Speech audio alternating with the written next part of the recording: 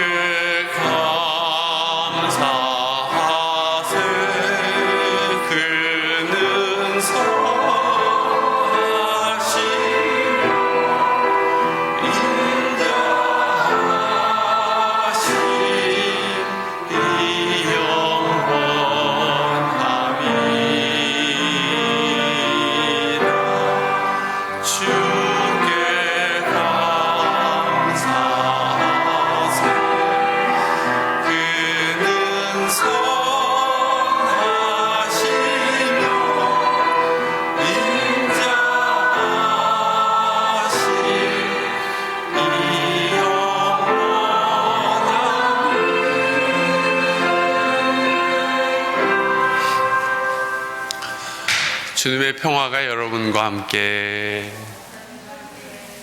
형제자매와 평화의 인사를 나눕시다.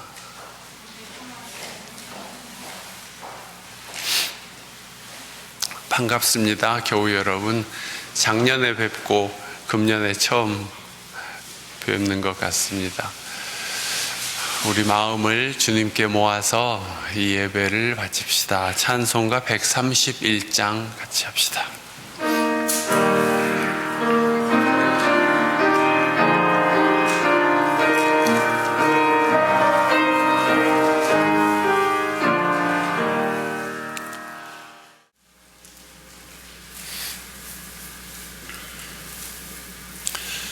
오늘 또 하나님 말씀의 은혜가 여러분 가운데 임하시기를 빕니다.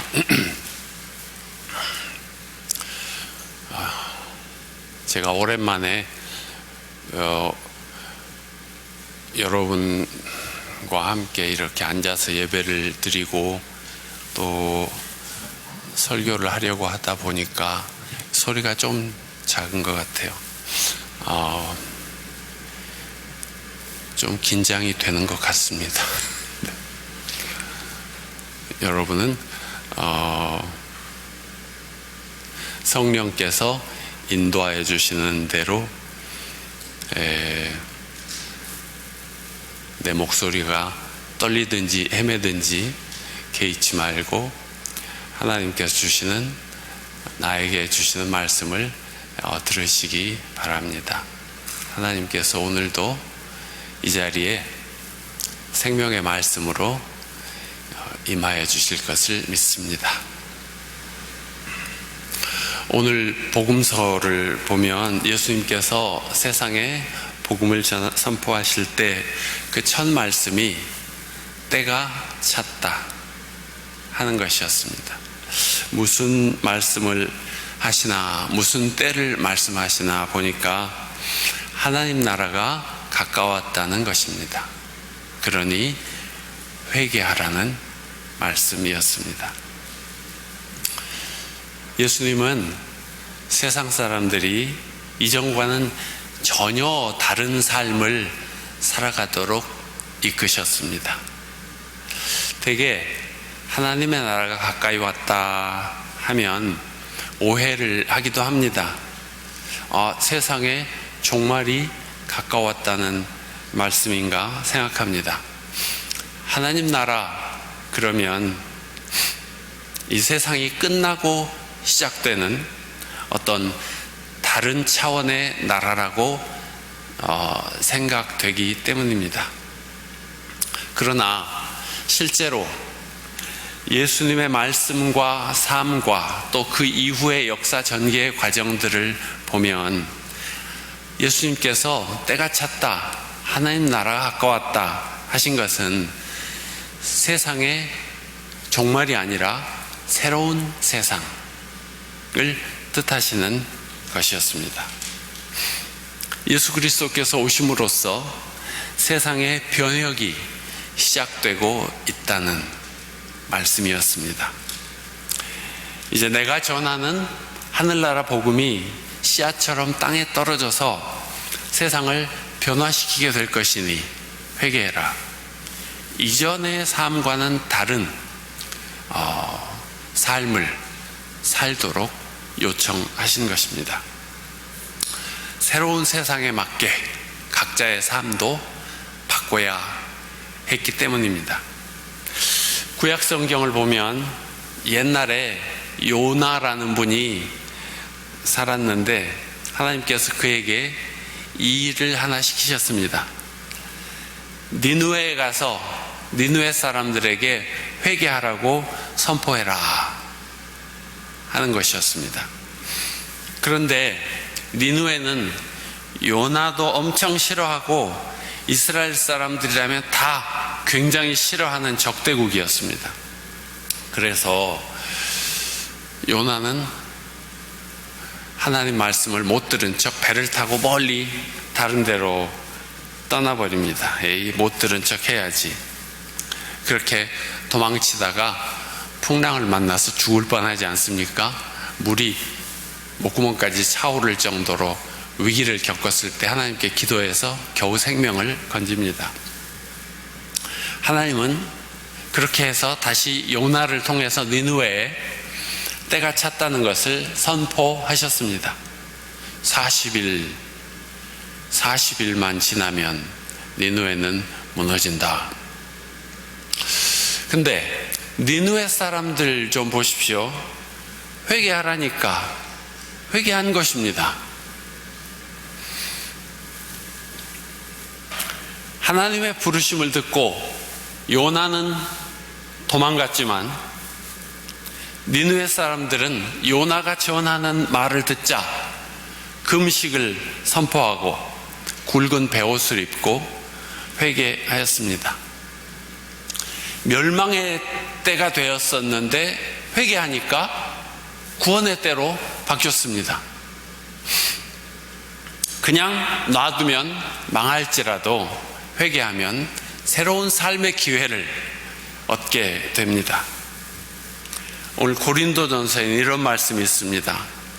형제자매 여러분, 때가 얼마 남지 않았으니 이제부터는 안에 있는 사람은 없는 사람처럼 하고 우는 사람은 울지 않는 사람처럼 하고, 이것은 하고는 살고 그런 뜻입니다. 기쁜 사람은 기쁘지 않은 사람처럼 살고,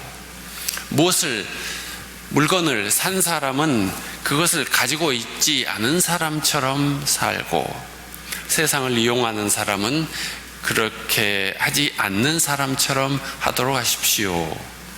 이 세상의 형체는 사라집니다. 고린도전서 7장 29절에 31절 말씀입니다. 이 세상의 형체가 사라진다는 말씀은 이 우주를 생각하는 아주 크고 깊은 통찰에서 나온 말씀이라고 생각됩니다. 모든 것은 사실 사라지고 있습니다. 우리는 북극과 남극의 빙하가 빠르게 사라져가고 있다는 것을 이제 알고 있습니다. 또 인도양의 아름다운 섬 몰디브가 물에 점점 가라앉고 있다는 것도 알고 있습니다. 놀랍게도 저 태양과 별마저 팽창하다가 언젠가 사라지게 된다는 것을 사람들은 알게 되었습니다. 그러나 그보다 훨씬 더 빨리 사라지고 있는 자기 인생에 대해서는 잘 모르고 있는 것 같습니다. 이런 이야기가 있죠.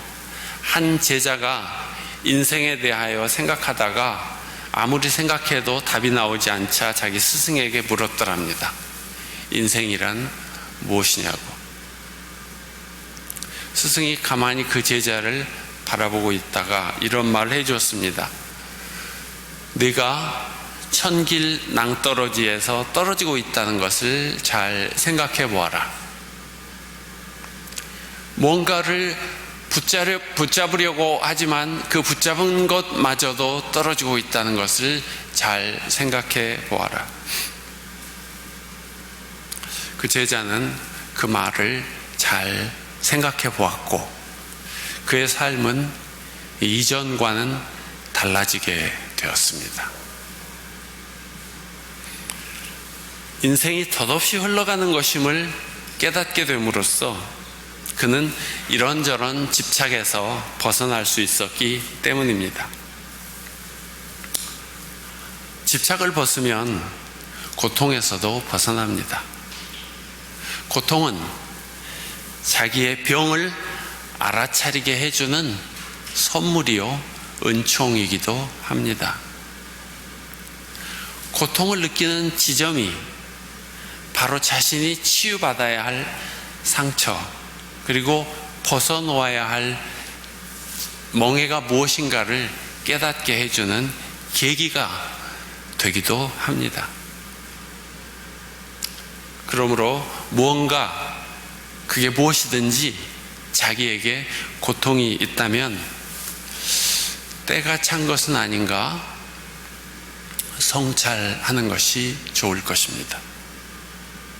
그때가 회개할 때이며 그때가 있어도 없는 것처럼 여길 때입니다.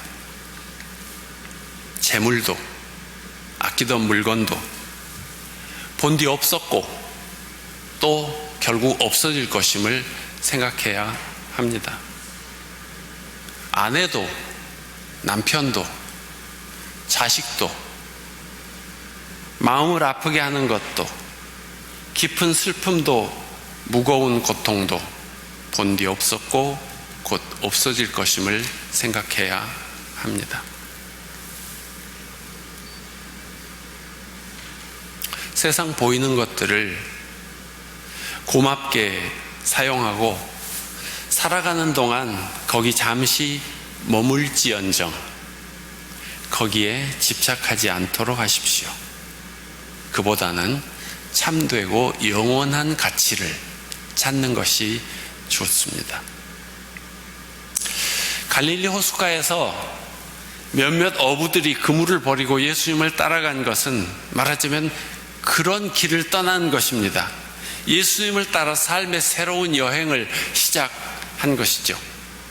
이 새로운 삶을 성경은 거듭남이라고 합니다. 거듭남이란 이전에 몰랐던 하나님 나라를 알고 바라보며 하나님 나라의 가치관을 갖고 사는 생을 뜻하죠.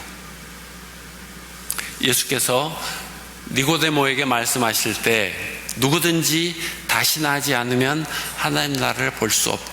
물과 성령으로 나지 않으면 하나님 나라에 들어갈 수 없다 하셨는데 이 성령으로 난다는 것은 그 사람 안에 그 사람의 영혼에 그리스도께서 들어가 사시는 것을 말합니다.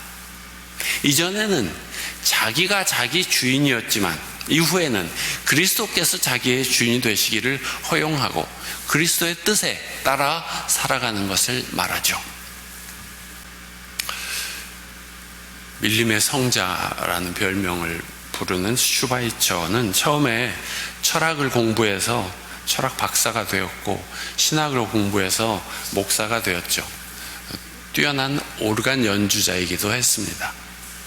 그런데 다시 의학을 공부해서 아프리카 오지로 들어가 평생 가난하고 어려운 사람들을 치료하면서 살죠. 그렇게 하겠다고 결심을 했을 때가 21살이었다고 합니다. 난 앞으로 9년간 즉 30세가 될 때까지 학문이나 음악에 종사하겠다. 이것은 나의 권리다. 그러나 그 이후에는 나의 생을 바쳐서 오직 인류를 위한 봉사활동으로 여생을 마치겠다, 그런 생각을 했습니다. 근데 이런 결심을 한 계기는 매우 사소하고 단순한 것이었다고 합니다. 어느 날 아침 잠에서 깨었을 때 새들이 제잘거리는 소리가 그렇게 아름다울 수가 없었습니다. 그리고 세상에 대하여, 하나님에 대하여, 자신이 살아있는 것에 대하여 감사한 마음이 가득했습니다. 그래서 생각하기를, 이 감사함이 결코 이때의 생각만으로 끝나서는 안 되겠다. 앞으로 어떤 형태든지 인류를 위해 보답하는 생을 살아야겠다, 그렇게 다짐을 한 것입니다. 거듭난다는 것, 새로 난다는 것, 다시 산다는 것은 이상하게 생각할 것이 아닙니다. 이전에는 자신만을 위하여 살다가 이제는 하나님을 모시고 하나님을 위하여 새롭게 살아가는 것을 뜻하죠. 그러므로 새로 나기, 또 다시 살기, 이런 것은 누구나 다 할 수 있는 일입니다.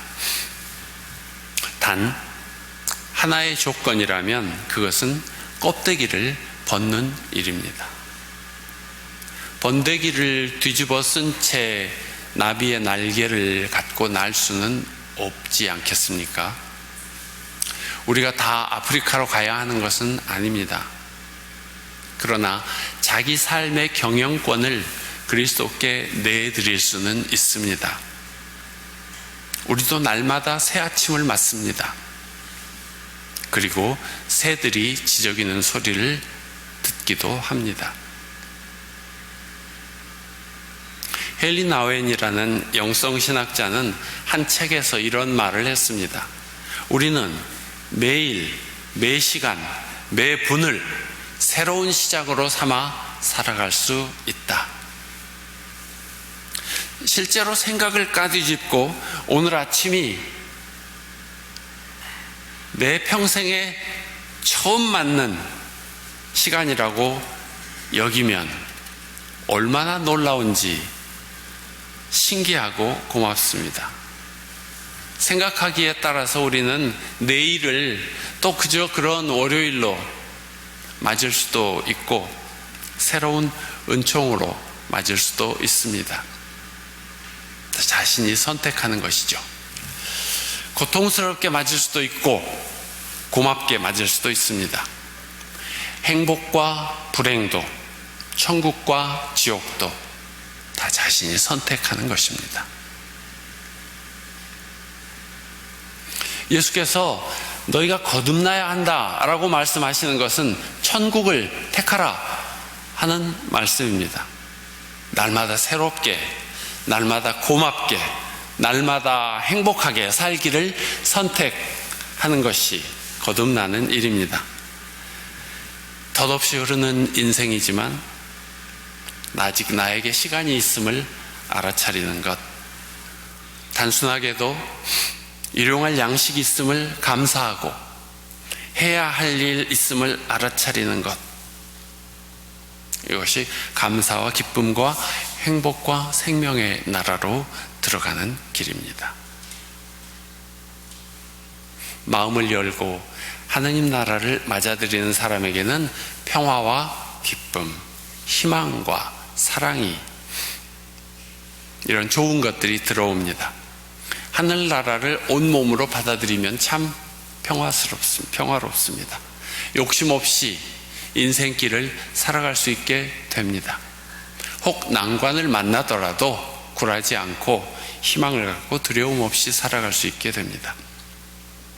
하늘나라 사람들은 자신의 삶이 하나님의 은총임을 믿기 때문에 항상 기쁘고 늘 감사하고 행복합니다. 얼마나 놀라운 일인지, 얼마나 감사한 일인지 모릅니다. 이 하늘나라에 들어가기 위해 한 가지 해야 할 일이 있다고 말씀드렸죠. 회개하는 것입니다. 번데기를 뒤집어 쓴 채 나을 수는 없기 때문입니다. 마음을 돌이켜 새로운 삶을 시작하는 것이 하늘나라로 들어가는 문입니다. 하늘나라는 하나님께서 주도하시는 세상입니다. 내가 주도하는 나라가 아니라 주님이 주도하시는 나라입니다. 주님의 말씀을 듣고 주님 말씀을 따르며 사는 사람들이 만드는 곳입니다. 주님과 대화하며 동행하는 곳입니다. 그래서 개인이나 사회나 마찬가지인데 때가 찼음을 알아차릴 때, 회개하고 새로운 길을 걸을 때 비로소 새로운 세상을 살아가게 될 것입니다. 오늘 말씀을 묵상합시다.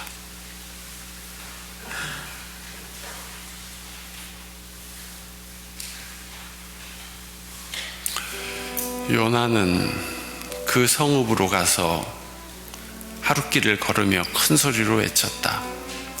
40일만 지나면 니느웨가 무너진다.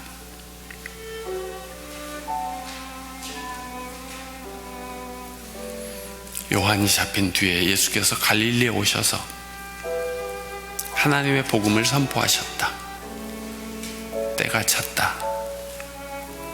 하나님의 나라가 가까이 왔다. 회개하여라. 복음을 믿어라.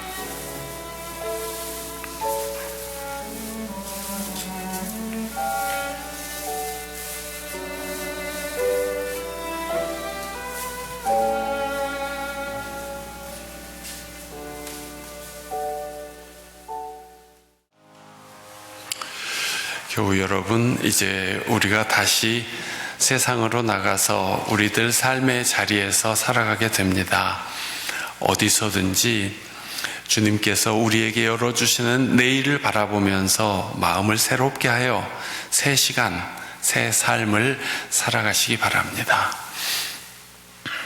이 땅에 오셔서 큰 고초를 겪으시면서 우리에게 생명의 길, 진리의 길을 열어주신 우리 주 예수 그리스도의 은혜와 하나님 우리 아버지의 그 크신 사랑과 성령님의 교통하심과 동행하심이 오늘 하나님께 예배 올리고 다시금 삶의 자리로 흩어져 나아가는 주의 백성들 위해 늘 함께 계시기를 축원합니다.